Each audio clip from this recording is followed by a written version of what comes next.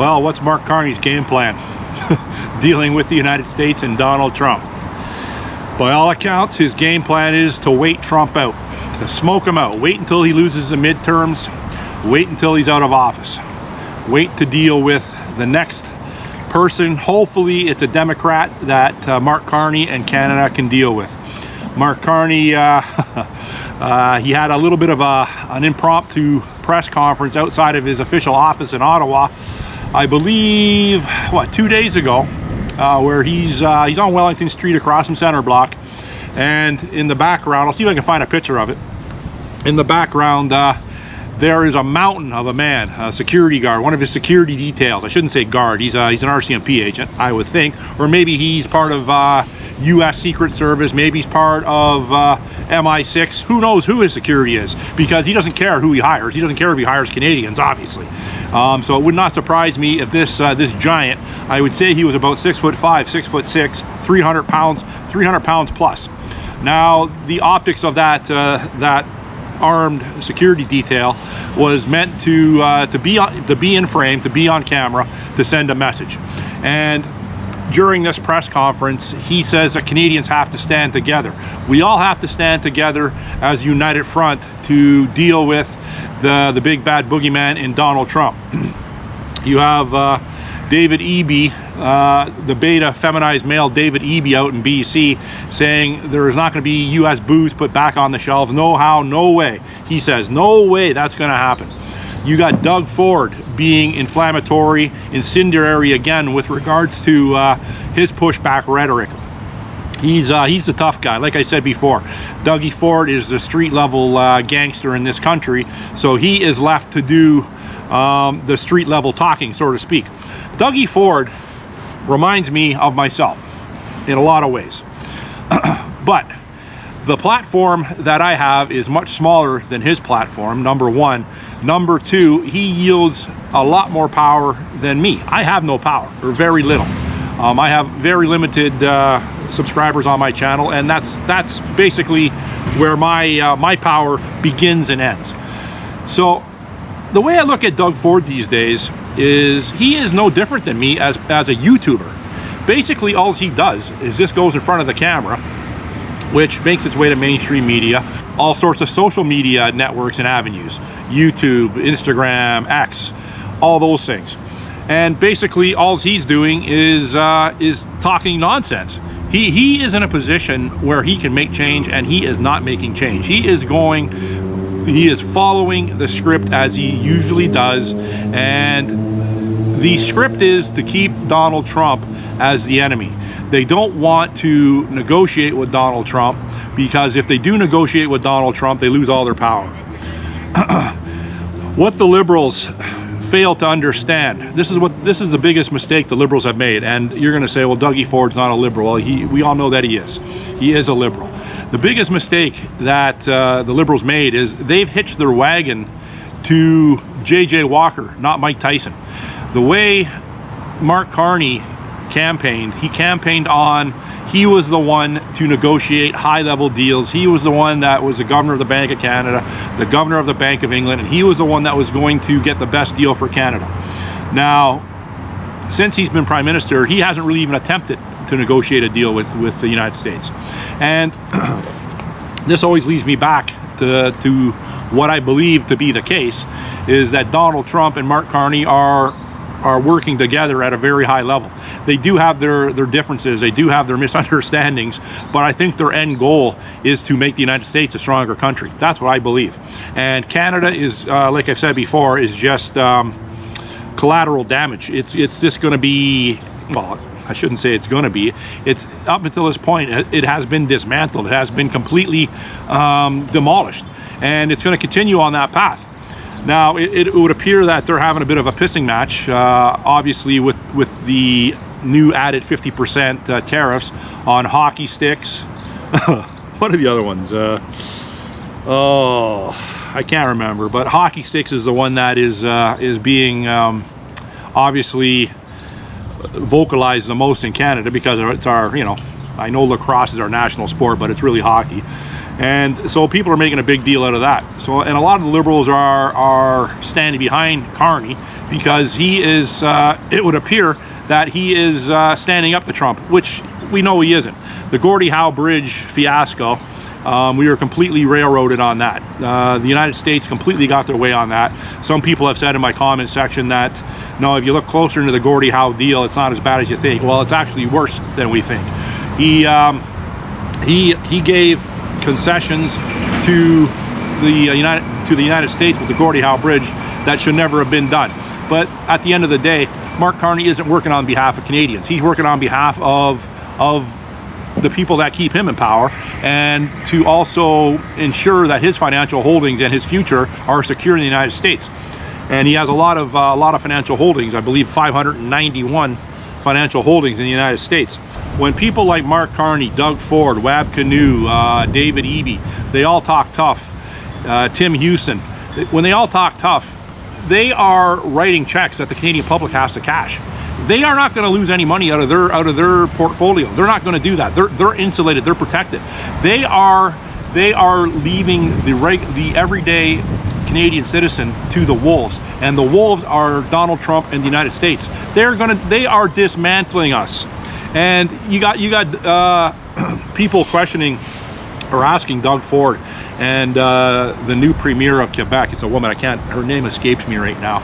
But they're asking them two premiers if the option of taking energy off the United States, like providing energy, like in hydroelectricity, potash, things like that, like potash for fertilizer for food production, obviously hydroelectricity to keep the lights on.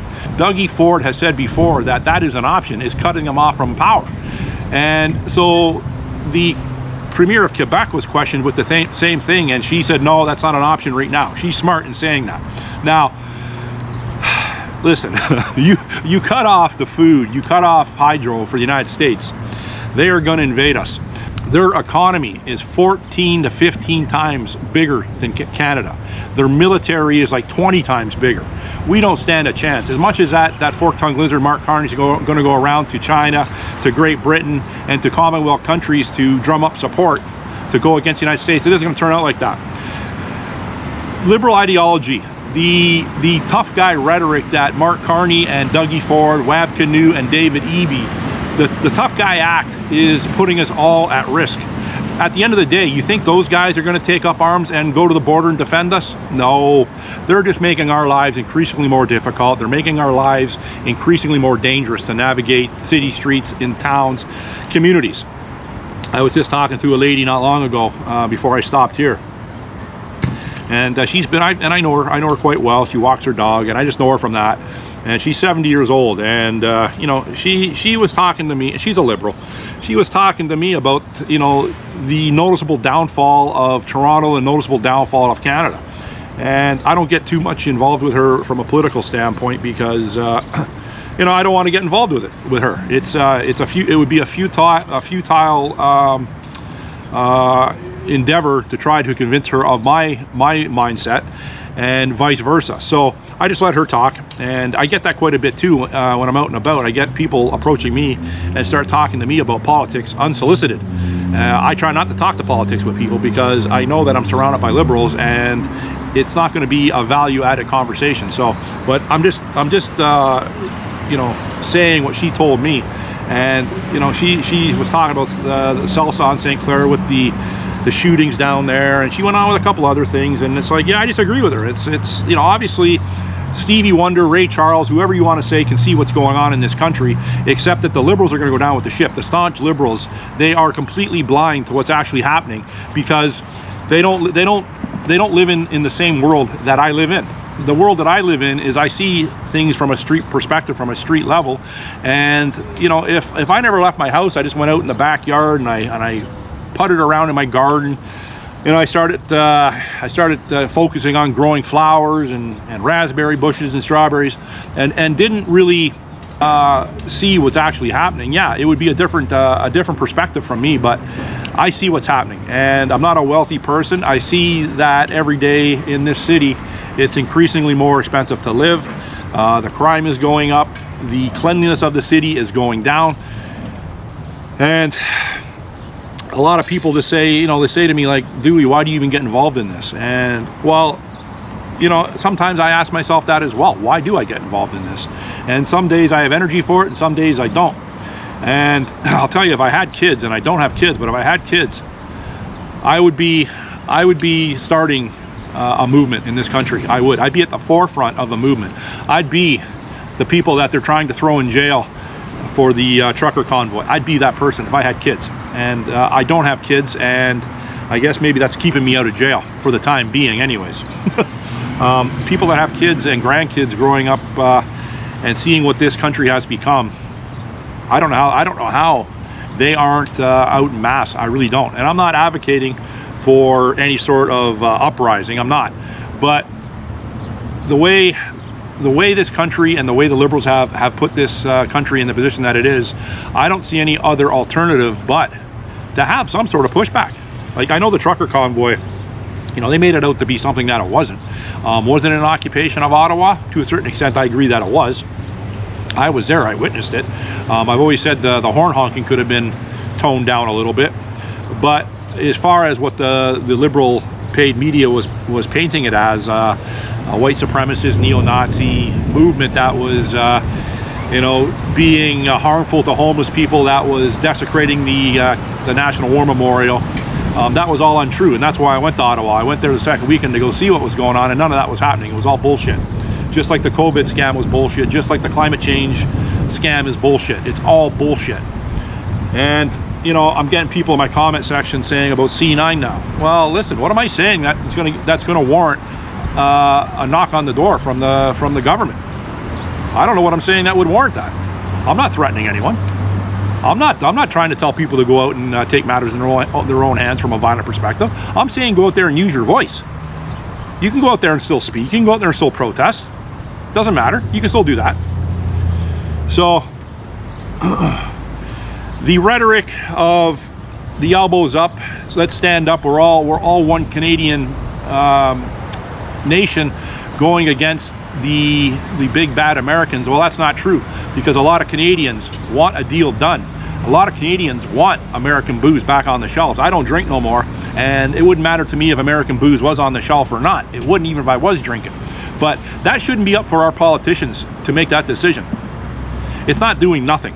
It's not doing nothing to the state. Sure, you're hurting a lot of wineries. You're hurting a lot of bourbon, whiskey manufacturers, and anyone else that makes booze down in the States. I understand that you are hurting them, but you're not hurting any. You're not hurting.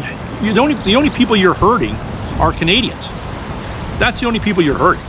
And you know, imagine that's our biggest leverage tool, is keeping alcohol off the shelves. That's how, to Trump's point, that's how insignificant that we really are. I understand that Canada has a lot to offer, and we produce a lot of product for the United States, including energy and oil for gasoline, liquid natural gas, potash. I understand that. But listen, if we really did cut those off the United States, you'd be singing the Star Spangled Banner sooner than you think. They would invade us. I'm telling you, they would invade us, and they'd have every right to do so. So this waiting game, this tough guy, this hunchback little beta feminized male in Mark Carney, your JJ Walker, not your Mike Tyson. You're gonna wait Trump out, but at what cost? We have half the companies in Canada looking to get the fuck out of Canada, looking to go to the United States or wherever. So the time this waiting game is over, what's going to be left of Canada? Exactly what the Liberals want. They want nothing left of Canada. Anyhow, that's all I got to say today. You got any questions or comments, put it in the comment section and I will get back to you. Thanks for watching. Bye.